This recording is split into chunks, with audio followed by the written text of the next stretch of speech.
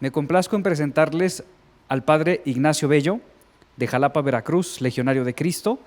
Tiene 2 años de ordenado sacerdote y 4 años viviendo en Guadalajara. Aficionado del rebaño sagrado. ¿Sí? Va a compartir con nosotros uno de los temas muy apasionantes también del cristianismo, que es hablar de los padres de la iglesia. San Ignacio de Antioquía.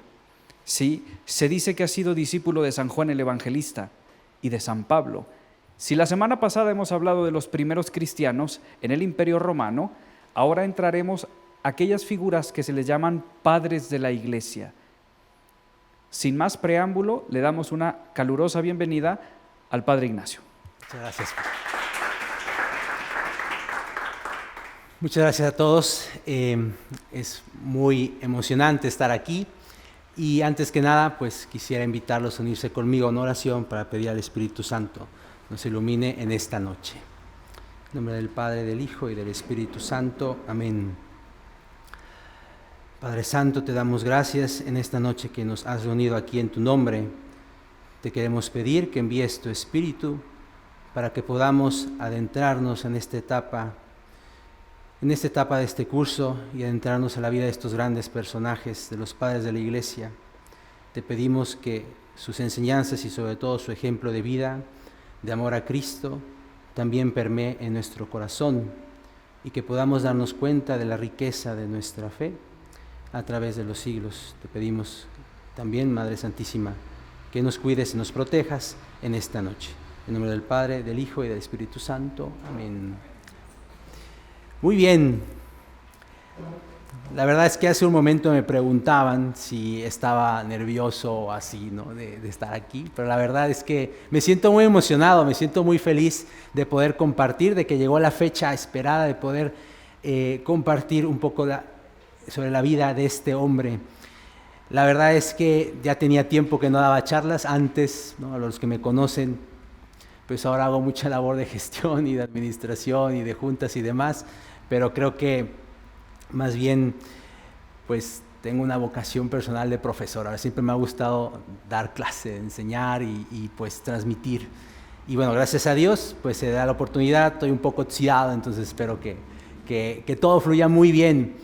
Hoy vamos a hablar, ahora que han terminado me parece el ciclo de la Sagrada Escritura, ¿no? En semanas pasadas, vamos a hablar sobre personajes importantes de la historia, ¿no? Creo que la última vez hablaron de los primeros cristianos y ahora vamos a hablar de San Ignacio de Antioquía. La verdad es que no lo eligieron porque yo me llamo Ignacio, ¿no? Sino lo eligieron porque es uno de los padres de la iglesia. Y quisiera subrayar este aspecto, o sea, ¿qué es un padre de la iglesia? ¿Qué es? ¿Qué hacer? ¿Pueden dar clic, por favor? Los padres de la iglesia, miren, en la historia del cristianismo, al menos dentro de los primeros siglos, después de la época de los apóstoles, hasta la muerte del último apóstol, pues había un conjunto, ¿no? Una tradición oral y empieza a haber también una tradición escrita sobre la fe. Y los padres de la iglesia en ese momento, los primeros, pues empiezan a coger todo eso, ¿no? Empiezan a coger toda esa tradición oral y escrita y a transmitirla, ¿no? Son los primeros que empiezan a pensar esa fe que han recibido y a poderla transmitir. Los padres de la iglesia, los padres como se les dice, ¿no? Empiezan desde el tiempo posteriormente inmediato a los apóstoles, hasta el siglo VI, al menos en Occidente, y el siglo VII en Oriente. Entonces, ellos son los padres de la iglesia. Y bueno, antes de eso yo también me estaba preguntando por qué este tema, por qué este sujeto, por qué este hombre dentro de todo lo que han visto, que ha sido vasto, muy rico, muy bueno. Y creo que la respuesta la vamos a ir viendo a lo largo de la charla. A lo largo de la charla vamos a ir viendo por qué ponemos un ejemplo de un padre de la iglesia en este momento, ¿no? Simplemente para adelantar, ellos, los padres de la iglesia, no fueron teólogos sistemáticos, no fueron así que hicieron un tratado de teología escrito y así esta es la doctrina, ¿no? Esencialmente los padres de la iglesia fueron pastores, eran obispos, eran gente que tenían a su cargo una comunidad que a su vez vivía en un contexto histórico, social, con sus retos complicados, y que ellos, desde su propio ser pastor y de lo que habían recibido de los apóstoles, ya sea porque fueron sus maestros inmediatos o conocieron a sus discípulos, pues ellos buscaban dar respuestas de esa experiencia de fe que recibieron a los problemas de su gente en ese momento. Entonces, por eso son tan valiosos, porque no es una respuesta a una fe nada más pensada de forma racional y ya, sino es la respuesta de un pastor que conoce la fe, pero que conoce también las necesidades de la comunidad que tiene a cargo, y de las dificultades que están pasando, y de los problemas que hay, y de todo, y busca dar una respuesta pensando en esas personas. Entonces, los padres de la iglesia tienen esa característica, y que pues también cuando uno ve la historia de los padres, pues es apasionante. O sea, los tiempos del Imperio Romano, la decadencia, las diversas doctrinas que empiezan a surgir, las respuestas que buscan dar, el intercambio de cartas de unos con otros, los viajes que tienen que hacer. O sea, realmente es una etapa de la historia bien interesante, en donde los conflictos que vive la sociedad y los cristianos en ese momento no son muy diferentes de los que vivimos ahora. Por eso los padres pueden ser también para nosotros, al día de hoy, siglo XXI, las respuestas que dan, el approach que tienen a ciertas situaciones, un ejemplo. Entonces, creo que por eso tenemos en este momento pues la figura de un padre de la iglesia, en este caso San Ignacio de Antioquía. Pero antes de hablar de él, quisiera tocar el tema de un padre de la iglesia. ¿Qué es? ¿Qué es un padre de la iglesia? ¿Qué se entiende por eso? Bueno, es una definición que les propongo, ¿no? Tomando de libros y repasando todas mis notas y demás, una definición de padre de la iglesia. Padre de la iglesia es aquel escritor eclesiástico de la antigüedad, considerado por la iglesia como un testimonio autorizado de fe. Entonces, básicamente esta definición tiene 4 elementos. Es un escritor eclesiástico, es alguien que pertenece a la comunidad, ya sea la comunidad de Alejandría, la comunidad de Antioquía, la comunidad de Roma, la comunidad de donde sea, de Jerusalén. ¿No? Un escritor eclesiástico, pertenece a una comunidad, pertenece a la iglesia, que escribe, ¿no? Que ha dejado una doctrina, una carta. Sobre todo no han sido doctrinas de un libro, sino cartas a personas concretas donde da respuestas en base a la fe. De la antigüedad, que es los años que les mencioné, desde los tiempos de los apóstoles, inmediatamente posterior, hasta el siglo V, VI, ¿no? Que es, digamos, tiene una aprobación eclesiástica, ¿no? Y una santidad de vida, sobre todo, una santidad de vida como una garantía, un testimonio de lo que escribe, de lo que ha hecho. Entonces esa es la definición, digamos, a grosso modo, de padre de la iglesia. Como ustedes seguramente sabrán o han escuchado, digamos, el cristianismo tiene como 2 grandes, digamos, por decirlo así, familias o fuentes, ¿no? El cristianismo oriental, y ahí hay unos padres tal cual, padres de la iglesia de Oriente, San Basilio, San Gregorio de Nacianceno, San Atanasio, y también es San Juan Crisóstomo, y del lado de Occidente, que es de toda la parte occidental de lo que fue el Imperio Romano, tenemos a San Ambrosio, cuyas predicaciones escuchó Agustín y empezó ese proceso de conversión, San Agustín mismo, San Gregorio Magno y San Jerónimo, que fue quien tradujo la Biblia en ese momento del hebreo y del griego al latín. Entonces esta división de Oriente y Occidente pues sigue, ¿no? Sigue la división que en su momento tuvo el Imperio Romano de Oriente y Occidente, y pues realmente las dos, digamos las dos culturas, por decirlo así, en su momento. Oriente más donde la lengua principal era el griego, y Occidente donde la lengua principal era el latín. Entonces tenemos esa división de los padres de la iglesia, orientales y occidentales, y estos personajes. De hecho, si ustedes llegan a visitar la Basílica de San Pedro, ahí en Roma, hasta al fondo, donde está la cátedra, ahí abajo, unas estatuas de los padres de la iglesia, orientales y occidentales, así grandes y todo. Entonces, pues digo, un dato cultural para los que hagan un próximo viaje por allá.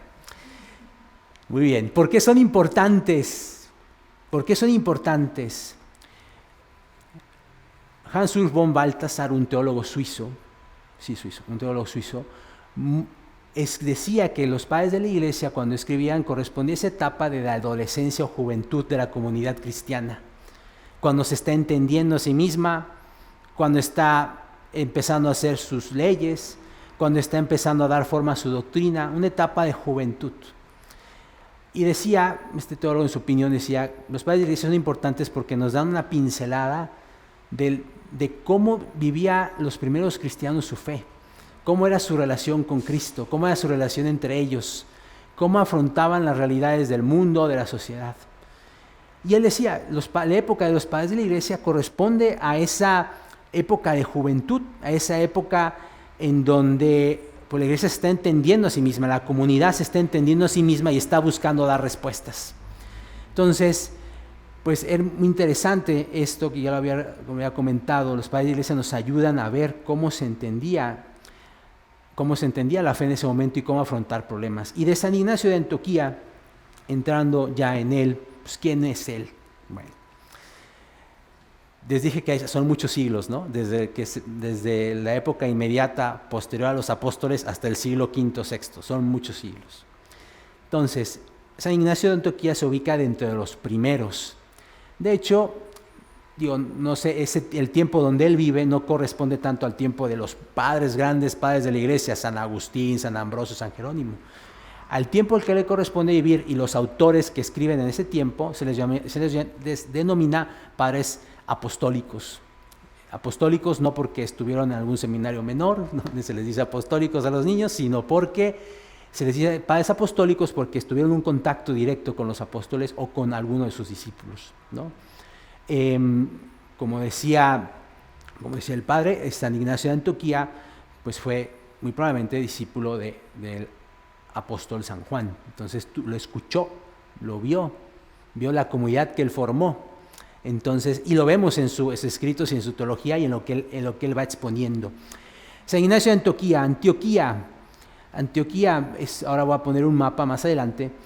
Ignacio fue el segundo obispo de Antioquía, una personalidad impresionante, se ven las cartas que él escribe mucho, de hecho todos los padres de la iglesia escriben muchísimo, pero él escribió mucho, pero solamente se conservan de él 7 cartas, porque varias se perdieron, nada más se conservan 7.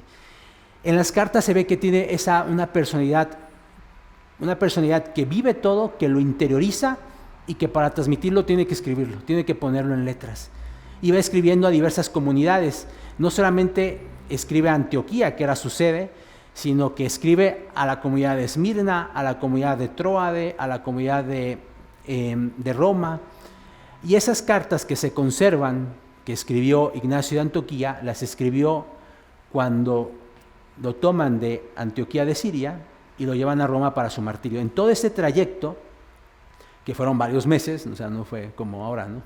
Fueron varios meses, él va escribiendo cartas a todas estas comunidades, incluso también escribe cartas personales a San Cipriano, que era San Cipriano, que era obispo de Esmirna. Entonces, escribe también una carta a él.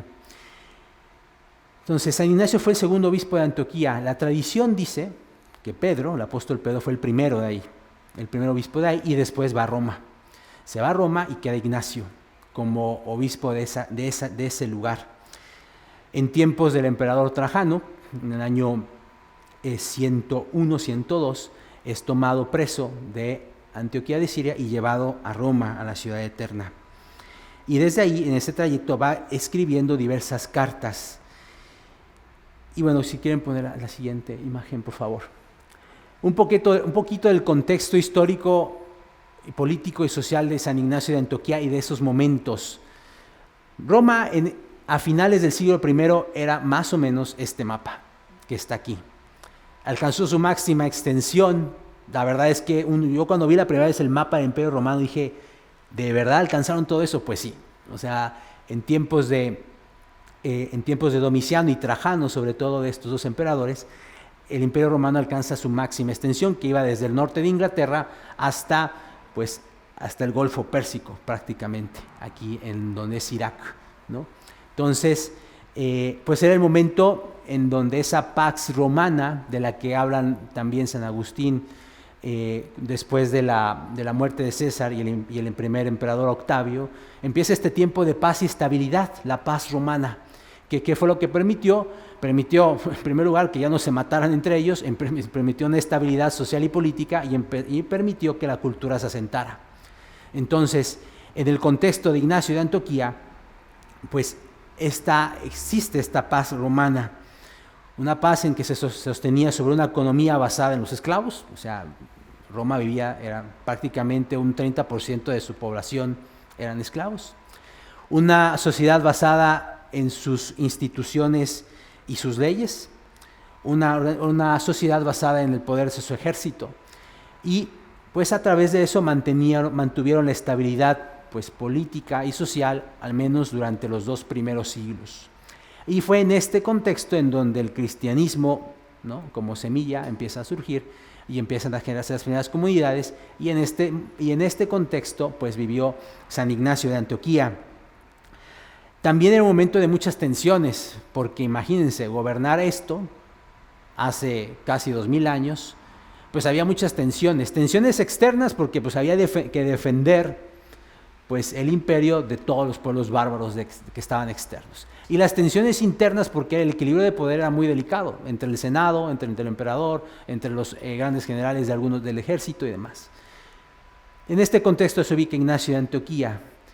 La sede de Ignacio era aquí, Turquía, donde es ahora la actual Turquía.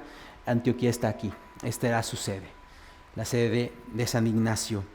Antioquía era la capital de la provincia de Siria. Era muy importante este lugar, era bien importante, porque era la provincia más oriental del imperio y era la puerta de Roma para todos estos pueblos, todos los pueblos ubicados hasta el lado más oriental, hasta la India, incluso hasta China, dicen.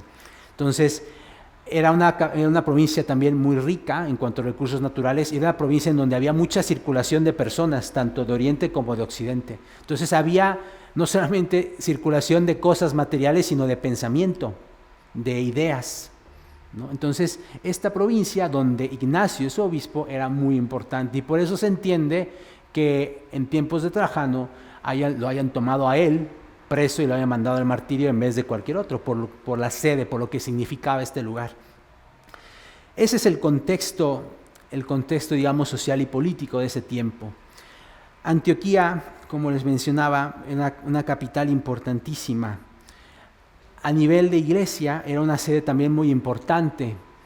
Era, pues sí, la sede de quien en su momento estuvo el apóstol Pedro ahí como sede, y entonces era una sede importante. Roma era la sede principal, ahorita vamos a mencionar un poco eso, y los documentos, pero Antioquía de Siria y Alejandría, aquí en Egipto, también eran, digamos, sedes, comunidades muy importantes. Lo que sucedía ahí pesaba, lo que se dijera ahí era importante, lo que sucedía, lo que pensaban, lo que escribían, lo que ellos vivían, tenía un influjo en todo el cristianismo en ese tiempo. Además, la sede romana, que sí era la preeminente, ahorita mencionaremos algo que Ignacio dice sobre los romanos, pero también la sede de Antioquía y la sede de Alejandría eran muy importantes en ese tiempo, finales del siglo I. Entonces, de ahí es obispo Ignacio. En Antioquía sabemos, como dicen los Hechos de los Apóstoles, es el primer lugar en donde se les denomina cristianos a los seguidores de Jesús. Y también era Antioquía la sede de una escuela teológica muy importante, y aquí va a ser como un paréntesis, ¿no? En la antigüedad, en el siglo I, hay, digamos, 2 escuelas, no escuelas en el sentido actual que nosotros podemos pensar, de que hay un lugar físico que dice Escuela de Antioquía, ¿no? Sí, 60% de admisión por tiempos de COVID, no. O sea, es una, digamos, una corriente de pensamiento que se domina una escuela, ¿no? Entonces, había 2 en la antigüedad, y tiene importancia porque de estas 2 escuelas surge mucho de lo que después, con el tiempo, se va a ir desarrollando en el credo. La escuela de Antioquía y la escuela de Alejandría, tal cual, las dos principales, digamos, centros de pensamiento y comunidad, ¿no? La escuela de Antioquía y la escuela de Alejandría. Y tenían, la verdad, en el fondo, pues buscaban la verdad, buscaban conocer mejor lo que Cristo había dicho y hecho, y lo que los apóstoles habían dejado, pero había como acentos especiales en cada una. La escuela de Antioquía, más bien la escuela de Alejandría, subraya subraya al logos preexistente, al logos eterno, subraya el logos preexistente eterno de Dios y afirma y subraya la divinidad de Cristo, y una interpretación mucho más espiritual de la Sagrada Escritura. Entonces, lo repito, la escuela de la Alejandría, que está aquí, ¿no?, el norte de Egipto, ahí en el delta del Cairo, digamos que lo que ellos acentúan en cuanto a la comprensión del misterio de Cristo es su divinidad, el logos preexistente. Se ha escuchado el prólogo de San Juan, ¿no? Y la palabra y el logos hizo carne y habitó entre nosotros. Bueno, digamos la expresión el logos preexistente, la segunda persona de la Trinidad, el logos, lo subrayan mucho, y la divinidad de Cristo. Cristo es Dios, ¿no? Y con ello también una interpretación muy espiritual de la Sagrada Escritura, ¿no? O sea, veían, o sea, los autores de este lugar agarraban el libro de Samuel o el libro de los reyes y veían al rey David una figura de Cristo, ¿no? Pues que el rey David es una figura de Cristo. O en los salmos también veían, o sea, buscaban dónde estaba el Señor por todos lados, figuras que hablaban de él. Buscaban leer la Escritura, no solamente quedándose en la parte literal, sino buscaban darle una interpretación más profunda, mucho más espiritual, digamos más elevada, por decirlo así, ¿no? Puede decirlo así, elevada. Entonces, esta es la escuela de Alejandría. Ahí tiene pues varios personajes interesantes, Orígenes, que seguramente no sé si han escuchado hablar de él, entre otros. Entonces, la escuela de Alejandría subraya la divinidad de Cristo, una interpretación mucho más espiritual de la Escritura, básicamente. Y la escuela de Antioquía, que si la escuela de Alejandría subrayaba el aspecto divino de Cristo, la escuela de Antioquía, ¿qué creen que subraya? La humanidad, ¿no? La humanidad de Cristo. La humanidad, de hecho, es una escuela en donde subraya voy a decir una palabra un poco rara, no es grosería, subraya el sarx, ¿no? Es una palabra en griego que significa la carne. Cuando el prólogo de San Juan dice, la palabra se hizo carne y habitó entre nosotros, en el prólogo, al menos el original, en griego dice logos, sarx ekeneto, o sea, la palabra se hizo carne.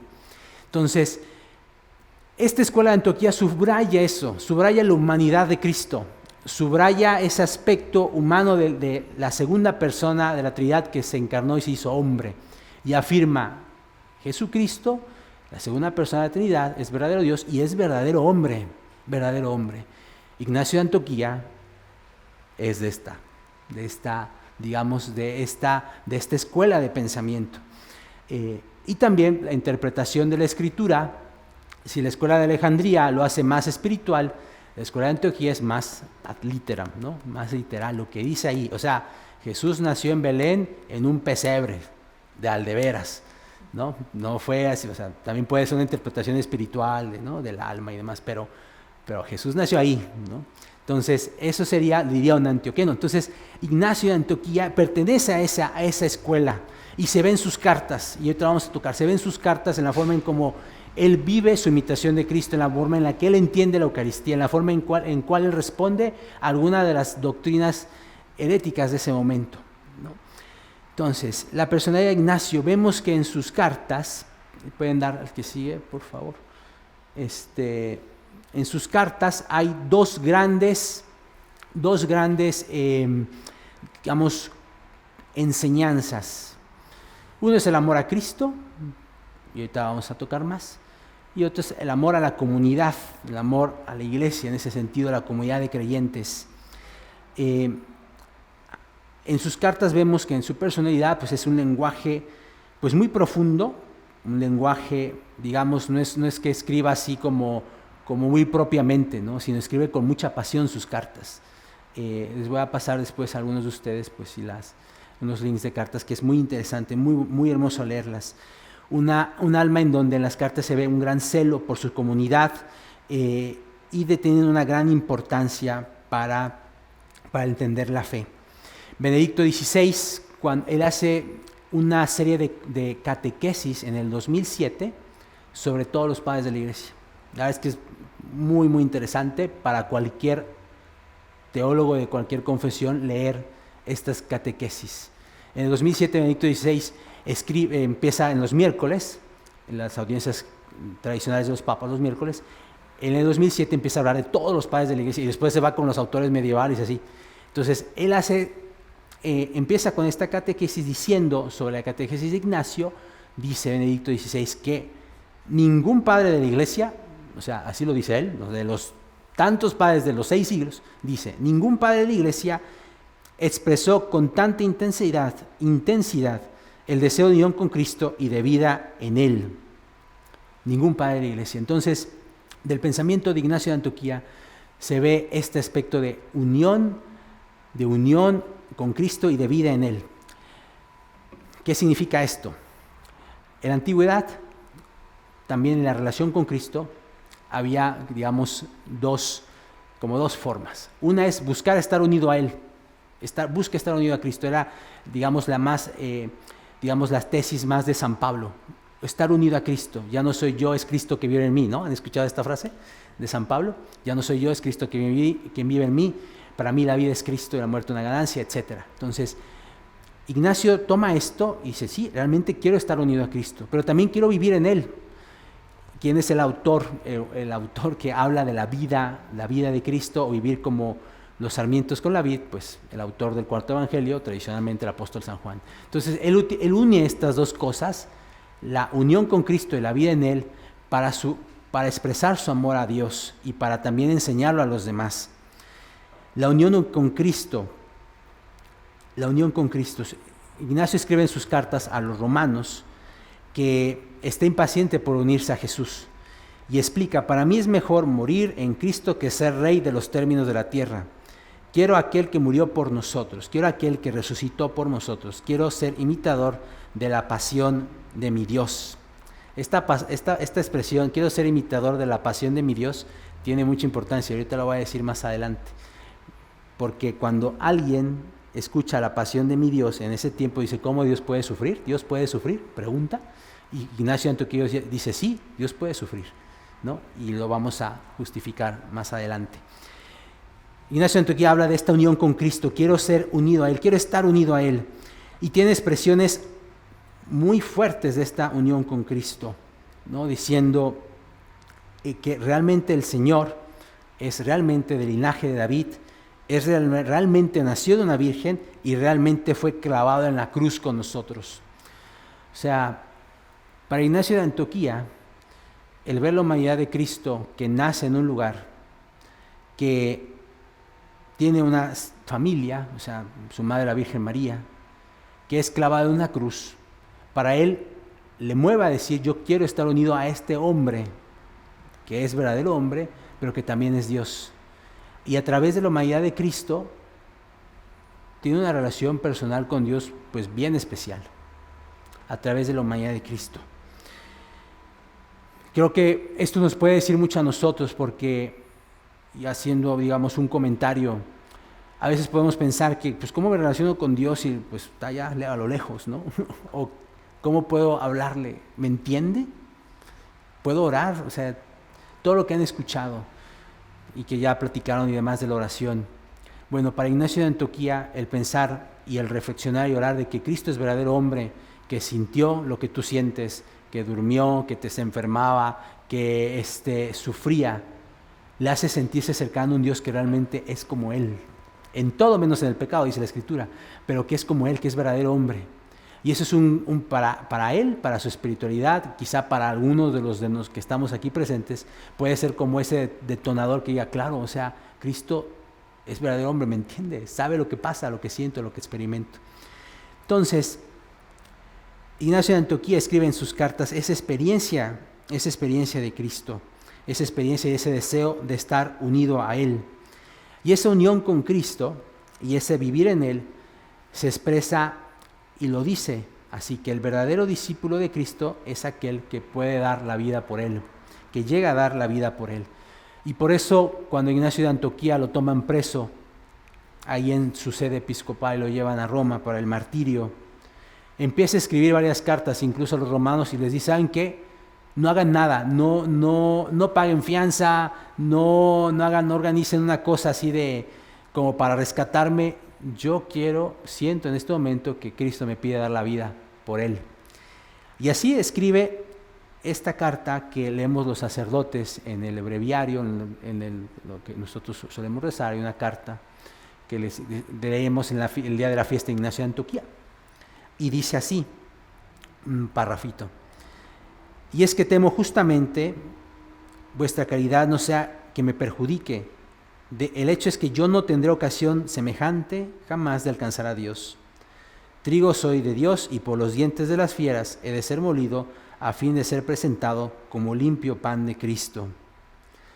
De nada me servirán los placeres terrenales ni los reinos de este mundo. Prefiero morir en Cristo Jesús que reinar en los confines de la tierra. Todo mi deseo y mi voluntad están puestos en aquel que por nosotros murió y resucitó. Se acerca ya el día de mi nacimiento a la vida nueva. Por favor, hermanos, no me priven de esta vida. No quieran que no muera, sino que yo anhelo es pertenecer a Dios. No me entreguen al mundo ni me seduzcan con las cosas materiales. Dejad que pueda contemplar la luz pura. Entonces seré hombre en sentido pleno. Permítanme que imite la pasión de mi Dios. Esta es una carta que escribe a la comunidad de Roma cuando está yendo hacia allá. Él muere devorado por las fieras en el circo, ahí en la ciudad de Roma. Y escribe estas cartas expresando, pues sí, esa, digamos, coherencia, ¿no?, de vida entre lo que decía y en el fondo, pues sí, yo quiero vivir este martirio que pues me está llevando a estas circunstancias, esta persecución. Y es potentísimo estas cartas. Hay varias citas en donde pues se ve, ¿no?, que él escribe de corazón lo que siente. Pero por otro lado, también hay otro gran amor en la vida de Ignacio de Antioquía y que también podemos ver en las cartas y que podemos reflexionar, que es ese amor a esa comunidad en la que perteneció, digamos, a la iglesia. Imaginemos a Ignacio de Antioquía conoció al menos a uno de los 12, lo escuchó, probablemente a San Juan, vio cómo él formaba comunidades, vio cómo en Jerusalén se formaban comunidades que se reunían para la oración y la fracción del pan, vio cómo en otras ciudades también se reunían estas comunidades, y él surge ese amor a esa comunidad que en su momento San Pablo, cuando escribe, ¿no?, cuando narra su encuentro con Cristo, tanto él lo escribe como el autor de los Hechos de los Apóstoles, dice, ponen palabras de Jesús: Saulo, Saulo, ¿por qué me persigues?, ¿no? Esa identificación de la comunidad de creyentes con Cristo, la iglesia, ¿no? Entonces, Ignacio de Antioquía tiene un gran amor a la iglesia y era un momento en donde hay situaciones bien complicadas. Por un lado, pues empiezan corrientes de pensamiento que pues minan la fe en Cristo. Voy a mencionar algunas. Había una corriente en ese tiempo que se llamaba el docetismo. ¿Qué docetismo? Docetismo que viene de, quiere decir, decía que Dios no había sufrido, que no había muerto y que pues Jesús solamente era una apariencia de Dios, no era un verdadero hombre, ¿no?, porque Dios no podía sufrir. Docetismo viene de dokios, una palabra griega que significa apariencia. Entonces ese es el docetismo. Entonces se volvió muy de moda en ese tiempo y la verdad eso era como que muy lógico pensar, pues sí, Dios no puede sufrir, a menos de que Jesucristo fuera verdadero Dios y verdadero hombre al mismo tiempo, ¿no? Que es ese concepto con los siglos se va entendiendo mejor y se va explicando mejor, pero pasó tiempo. Entonces Ignacio escribe al respecto y dice, no, o sea, si Jesús fue solo una apariencia, entonces mi martirio no tiene sentido ante un Dios que no fue verdadero hombre, porque si no fue verdadero hombre Jesús, pues no nos pudo redimir. Si no sufrió en él, en su cuerpo verdadero, pues la pasión, ¿no? Hay un poquito la lógica de esto. Entonces, él escribe contra esto, escribe contra el marcionismo. Marcionismo no quiere decir nadie que venga de Marte ni nada, no, sino Marción era un autor de esos siglos que decía, los apóstoles no entendieron el mensaje de Jesús. Eso fue su sentencia. Los apóstoles no entendieron el mensaje de Jesús hasta que llegó San Pablo y nos habló del verdadero mensaje de Cristo, centrada en la gracia, excluyendo la ley y excluyendo todo el Antiguo Testamento. Marción decía, son dos dioses distintos. El Antiguo Testamento es otra cosa, vamos a dejarlo completamente. solamente es el Nuevo Testamento. Y no sé si a ustedes les ha pasado, a mí también en algún momento, que cuando lees el Antiguo Testamento dices, hay cosas un poco que, ¿será es el mismo? ¿Es el mismo autor? Sí, es el mismo autor. Pero bueno, Marción decía, ¿no? Son dos cosas distintas. Y excluía el Antiguo Testamento, ¿no? Ignacio también escribe contra esto diciendo, no, la Escritura nos habla de Cristo también. Toda la Escritura nos habla de Cristo. Solamente hay que buscarlo. El montanismo, ¿no? Con una corriente que decía carismática, así que decía, pues, solamente hagan caso a los buenos, ¿no? Hubo un problema en los primeros siglos de la iglesia bien poquito fuerte, que era, ¿qué hacer con las personas que cuando fueron llevadas a una posibilidad de morir en el martirio, negaron su fe en Cristo? ¿Qué hacer con esas personas? Eso fue todo un tema en los primeros siglos, porque ya ven que hubo las persecuciones, algunos morían por Cristo, muchos morían por Cristo, hombres y mujeres, niños y niñas. Había otros que afirmaban su fe en Cristo, pero no los llegaban a matar, sufrían, eran atormentados, los mutilaban o algo. Y había otros que negaban su fe en Cristo, no, yo no soy cristiano, no soy cristiano, no soy cristiano. Y eso se les denominaba los lapsi, que en un momento pues sí fueron muchos. Entonces, la gran pregunta era, ¿qué hacemos con todos ellos? ¿Qué hacemos con todos ellos? Por un lado están los mártires ya que dieron su vida por Cristo y ya están allá arriba en el cielo. Por otro lado están los que sí afirmaron su fe en Cristo, que los intentaron matar, pero no los mataron. Y se les denominaba los confesores, los que confesaron la fe, pero no murieron. Y estaban los lapsi. Entonces, ¿qué hacer con ellos? Había una corriente muy fuerte que decía, para que sean restituidos a la iglesia, solamente los confesores pueden darles el permiso. Porque pues eran los que aguantaron, ¿no? Pero Ignacio de Antioquía dice, no. Los que pueden restituirlos a la comunidad es el obispo, que tiene la autoridad para restituirlos a la comunidad, a los lapsi. No los confesores, por santísimos que sean, ¿no? Sino la autoridad dada al obispo, ¿no? Entonces él escribe esto, y era muy fuerte y revolucionario en su época. Entonces escribe estas respuestas, escribe en cuanto a la comunidad, dice, la comunidad es el lugar donde se vive la fe en Cristo, y es una comunidad que está llamada a la unidad de fe, la unidad en torno a la Eucaristía y la unidad con el obispo. Aunque fuese dice, hay una carta que escribe Ignacio, me parece, a la comunidad de Esmirna, en donde el obispo era un joven, bien joven, así como acá mi hijo, ¿no? Bien joven, pero los demás sacerdotes eran mucho más grandes. Y decían, tienen que respetar al obispo, aunque sea joven, pero él tiene la autoridad. Una autoridad que le entendía Ignacio al servicio de la caridad, al servicio de la comunidad. Ignacio en sus cartas también describe a la iglesia por primera vez con el término de universal, o en griego, católicos, ¿no? De ahí el término, de iglesia católica. Ignacio de Antioquía defiende la autoridad del obispo diciendo que es en torno a él, en donde se cuida la fe, se custodia la tradición, la fe, la liturgia, ¿no? La celebración de la Eucaristía debe ser presidida por el obispo con todos los demás. Entonces, esa era, digamos, una gran aportación de Ignacio de Antioquía en ese tiempo. Escribe a diversas comunidades, y cuando escribe a la comunidad de Roma, no les manda, os tienen que hacer esto o aquello. Reconoce en esa comunidad de Roma una comunidad que preside a todos. Cuando Ignacio de Antioquía escribe, no sé, a otras comunidades y les dice, oigan, hagan esto, hagan aquello, eviten aquello, pórtense bien, no hagan mal. Pero cuando escribe a los romanos, no les enseña, no les dice, oigan, hagan esto, aquello, sino lo hace con mucho respeto a la comunidad fundada sobre la sangre de los apóstoles. Yo, que soy un simple reo de muerte, les agradezco sus oraciones, algo así. O sea, hay una,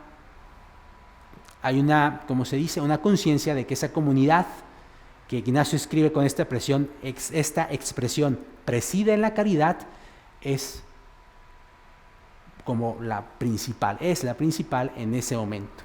Estamos hablando del siglo I.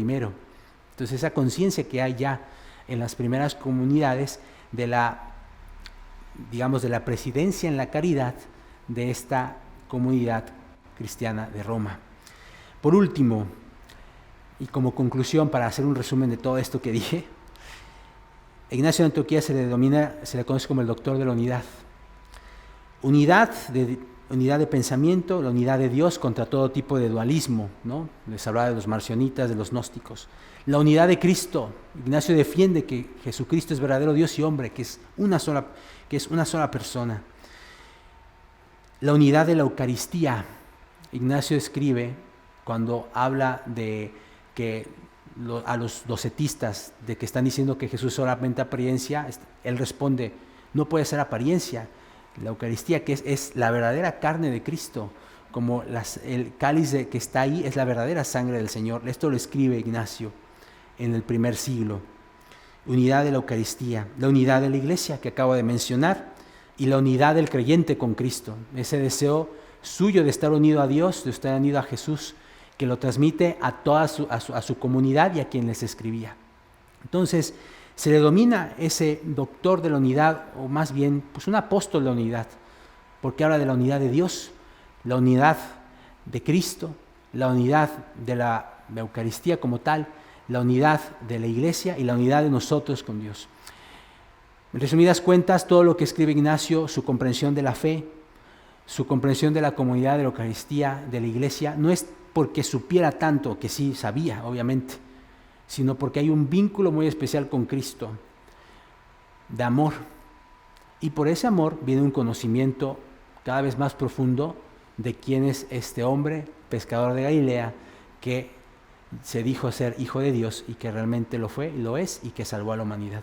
Pues esa es, digamos, la enseñanza de Ignacio de Antioquía, que a nuestro tiempo nos puede servir mucho, una motivación para nuestra unión con Cristo, una ocasión especial para reflexionar sobre los grandes temas que él enfrentó, como enfrentaron los demás padres de la Iglesia, y sobre todo un modelo de vida para dar testimonio en el mundo actual. Muchas gracias.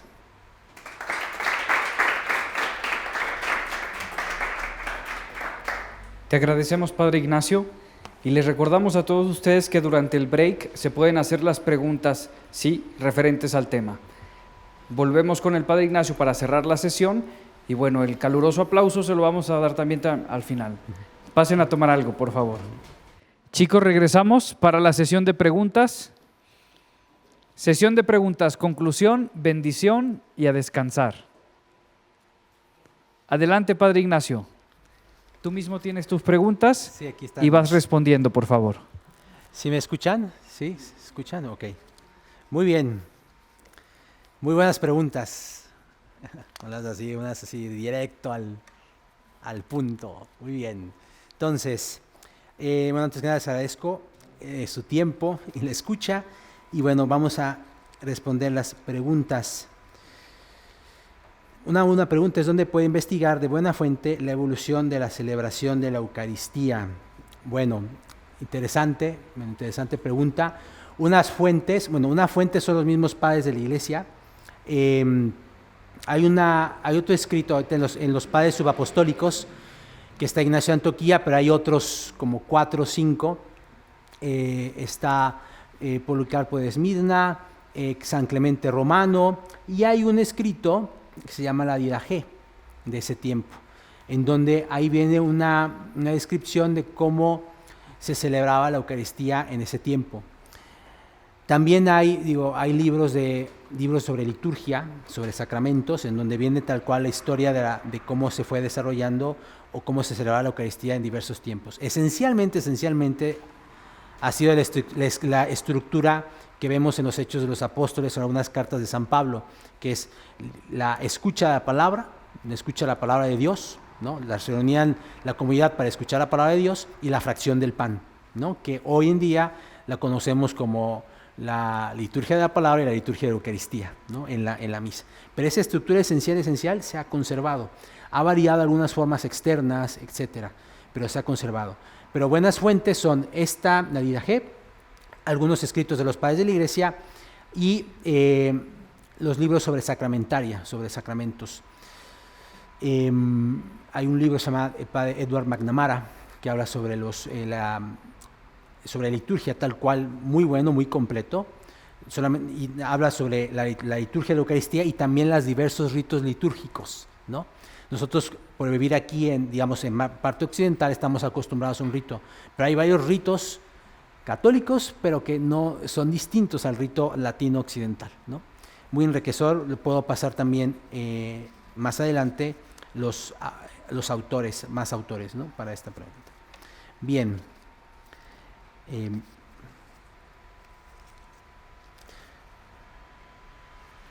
Bueno, esta es una pregunta muy parecida a la anterior. ¿Cómo celebraban los domingos la Eucaristía en la época de San Ignacio de Antioquía?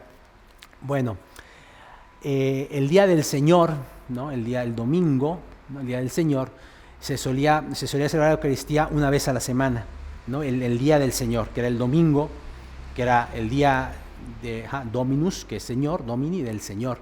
De ahí viene la palabra domingo, el día del Señor. Se celebraba ese día. Se celebraba también en la víspera, se empezaba a celebrar en las vísperas del domingo, en casas antes de que el cristianismo fuera una religión tolerada y después la religión oficial del imperio, pues se celebraba en donde se podía, en lugares, en casas, ¿no? Hay testimonios también de esta época en donde decía, ¿no?, que cuando la comunidad cristiana se reunía a celebrar, se escuchaba, era como que un momento muy intenso de oración, ¿no? Entonces, era ciertamente secreto, secreto por el contexto, solamente participaban los bautizados. Por ejemplo, los que se querían bautizar, antes los catecúmenos, pues se hacían todo un proceso, el bautismo era ya más grandes, ¿no? Y pues ellos podían participar hasta cierta parte de la Eucaristía y después se tenían que ir, ¿no?, porque todavía no habían sido bautizados. Entonces, digamos, a grosso modo, esa es la forma en que se celebraba la Eucaristía. No había un pan, la hostia, ¿no?, blanca que conocemos nosotros en las Eucaristías, en la misa actual. Era siempre el pan ácimo sin levadura y pues era al menos otro tipo de pan. Entonces, digamos que hacia grandes rasgos así se celebraba, se comentaba la palabra de Dios, la Escritura, y después empezaba la liturgia eucarística, que era mucho más privada, ¿no? Entonces, de ahí que los catecúmenos u otras personas pues no podían participar. Bien, siguiente pregunta, muy interesante, la verdad es que muy interesante, ¿de qué manera podemos reconciliarnos con nuestro otro pulmón, la Iglesia de Oriente? ¿Realmente son tantas las diferencias como para no estar unidos por un berrinche político de 1000 años? Muy buena pregunta. Bien, San Juan Pablo II, desde el Concilio Vaticano II y San Juan Pablo II en concreto, hizo muchos esfuerzos por acercarse a la Iglesia de Oriente. Incluso Pablo VI antes, hay un encuentro muy famoso, si mi memoria no me falla, que tiene con el patriarca ortodoxo oriental, que creo se llamaba Atenágoras, ¿no?, nombre griego. Se encuentran, no sé si fue en Jerusalén, pero fue en Oriente, se encuentran y se levantan la excomunión que había a la Iglesia oriental y de los orientales a nosotros, ¿no? O sea, es como decir, bueno, ya vamos a hacer las paces, después de 1000 años de estar, al menos en el escrito, formalmente, pues separados, o al menos más bien con esta condena, esta excomunión. Entonces Pablo VI empieza este esfuerzo por acercarse a la Iglesia oriental. Y realmente, ¿cuáles diferencias hay? La verdad es que son pocas, ¿no? Realmente son pocas, son dos esencialmente. Una es sobre la procesión del Espíritu Santo, ¿no?, que es, digamos, un tema bastante denso, pero bueno, en el credo católico decimos procede del Padre y del Hijo, ¿no?, Espíritu Santo. Los orientales, ¿no?, mencionan el Espíritu Santo procede del Padre a través del Hijo, ¿no? Entonces, hay como una, dicen los italianos, una esfumatura, ¿no? La verdad es que son complementarias, ¿no? Y es de acuerdo un poquito donde subrayas, o sea, qué es lo que estás subrayando con esa expresión.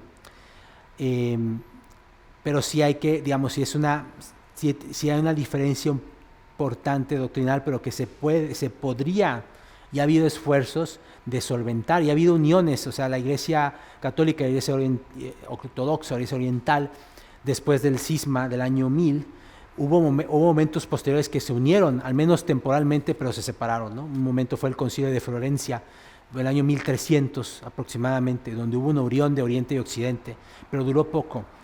Entonces, sí hay formas de salvar esas formas de expresión doctrinal, no es imposible. El punto ha sido, sobre todo, pues el tema, como decía la pregunta, el tema histórico-político de esa diferencia, ¿no?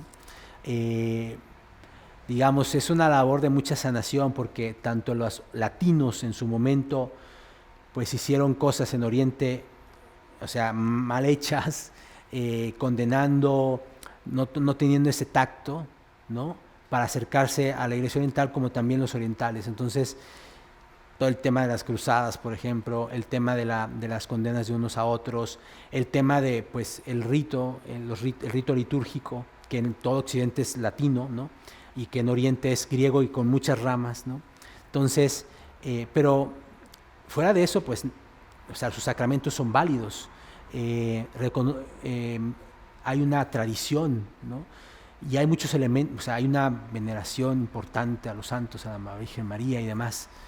Se pueden salvar, realmente se podría salvar esa unión, y creo que no estamos lejos de ello, porque tanto Juan Pablo II, Benedicto XVI y Francisco pues han hecho esfuerzos importantes, ¿no? Pero es una labor que también pues habrá que pedirle mucho a Dios para que se haga esa unidad. Entonces, esto en cuanto a la Iglesia oriental y a los deseos de unión, que ojalá en un futuro próximo se den. Creo que digamos, si nos tenemos que unir con alguien, los primeros son ellos, ¿no? Entonces eso. Bien. ¿Qué le puede decir? Más bien, vamos con esta. Si el padre... Ok, como dice... Si Ignacio formaba parte de la corriente de la Escuela de Antioquía, la cual expresa una literalidad más exigente, ¿ok? ¿Cómo puede ser el padre de unidad cuando se veía involucrada entre tanta interpretación espiritual como la Escuela de Alejandría? Bien, interesante. La interpretación de la Escuela de Antioquía de la Escritura, cuando decimos literal, no quiere decir necesariamente como más exigente de lo que es simplemente literal, ¿no? Busca una interpretación más literal de la Escritura. Hay que tener en cuenta que cuando la Escuela de Antioquía dice interpretación literal, no está negando lo otro, no está diciendo que una interpretación espiritual no sea válida, pero sí pone el acento en lo que se expresa ahí, en el relato que está ahí, ¿no?, de no olvidarlo.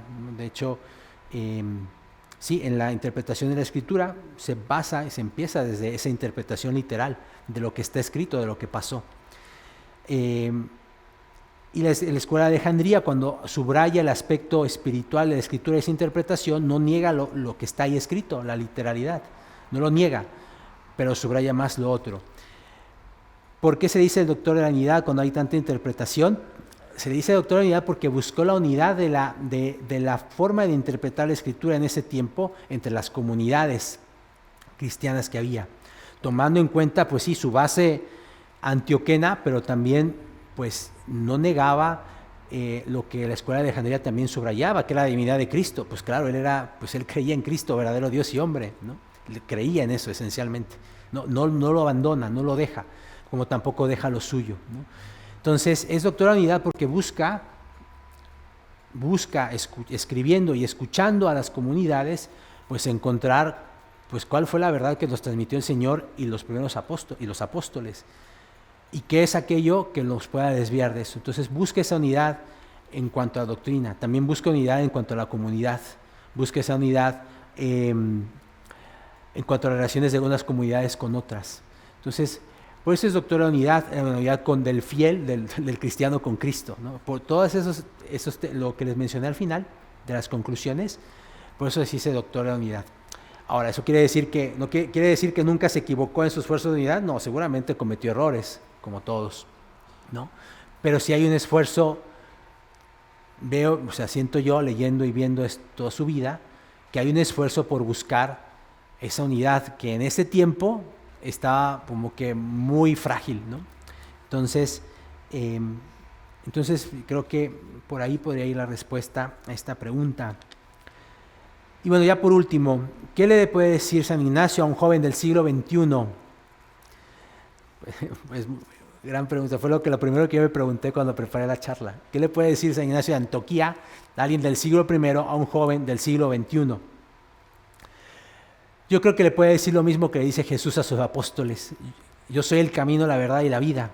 Cristo es el camino, la verdad y la vida. O sea, Jesucristo tiene la respuesta para vivir una vida plena. Él es la vida misma que uno busca, Él es la verdad. Entonces, Ignacio de Antioquía le diría a cualquiera de nosotros, porque en su tiempo era muy parecido al nuestro, a un agnóstico, a alguien que, no sé, que venga de otra cultura, a alguien de cualquier índole, decía, Cristo es el camino, la verdad y la vida, y estaría muy abierto al diálogo también. Los padres de la iglesia y sobre todo estos tenían que escuchar mucho a su comunidad, escuchar para entender bien qué es lo que está diciendo otra persona, quizá un marción o un gnóstico, ¿no? Para entender lo que está diciendo y decirte, esto que está diciendo, mira, dentro de lo que yo sé, conozco y he recibido de mi comunidad, de esta tradición de fe, lo entiendo así. Entonces, ¿qué le diría Ignacio de Antioquía a un joven del siglo XXI? Conozcan a Cristo, camino, verdad y vida. Busquen unirse a Él completamente, busquen esa unidad con Él, porque esa unidad es válida ayer y hoy, y no tengan miedo de luchar por una unidad contigo, con Dios, y la unidad de la comunidad. Muchas gracias. Muchas gracias.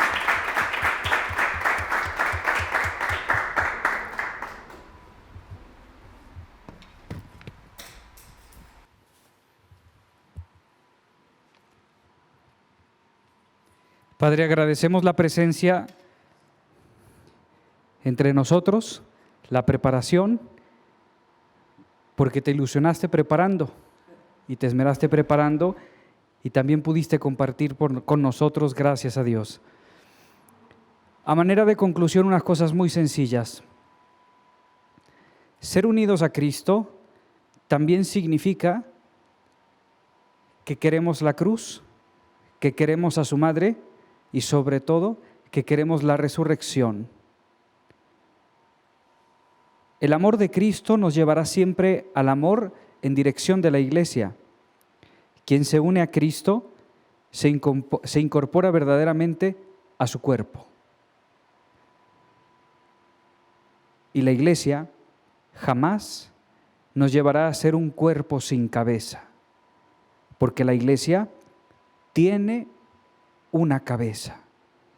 Esta cabeza es Cristo y se vuelve visible en la persona del obispo. Bibliografía, por ejemplo, la evolución de formas de la Eucaristía, para aquel que ha preguntado, hay un autor buenísimo, Andrea Grillo se llama. Andrea Grillo es profesor del Pontificio en Sant'Anselmo, ¿sí? Un Pontificio Ateneo en Roma. Andrea Grillo, su libro se llama La Eucaristía, acción ritual, forma histórica y esencia sistemática. Y otro libro que puede ayudarles es El corazón de la liturgia, de Félix María Arocena. Este es un teólogo español.